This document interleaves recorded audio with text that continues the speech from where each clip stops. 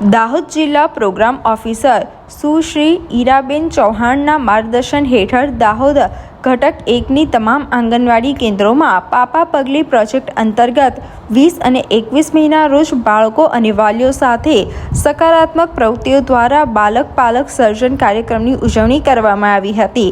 ગુજરાત સરકારના મહિલા અને બાળ વિકાસ વિભાગ દ્વારા ચાલતા પાપા પગલી પ્રોજેક્ટ અંતર્ગત દાહોદ જિલ્લાના તમામ આંગણવાડી કેન્દ્રોમાં ગત તારીખ 20/5/2025ના રોજ 3 થી 6 વર્ષના બાળકો અને વાલીઓ તેમજ આજ રોજ તારીખ 21/5/2025ના રોજ આંગણવાડીમાં નવા પ્રવેશ માત્ર 2 થી 3 વર્ષ સુધીના બાળકો અને વાલીઓ સાથે રંગકામ, ચીટકકામ, રંગપૂર્ણી જેવી સકારાત્મક પ્રવૃત્તિઓ દ્વારા બાલક પાલક સર્જન કાર્યક્રમની ખૂબ જ ઉત્સાહભેર ઉજવણી કરવામાં આવી હતી।